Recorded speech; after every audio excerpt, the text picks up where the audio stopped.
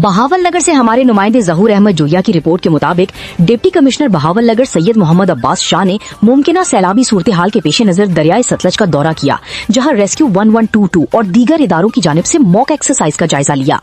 Deputy commissioner ने rescue boats, life jackets, ambulances और दीगर इमदादी आलात का मुआयना करते हुए मुतालिका इदारों की तैयारियों पर इत्मीनान का इजहार किया। उन्होंने हिदायत की कि मॉनसून सीजन के दौरान तमाम इदारे हर वक्त अलर्ट रहें ताकि किसी भी हंगामी सूरत हाल में अवाम को बर वक्त और मौसर इमदाद फराहम की जा सके।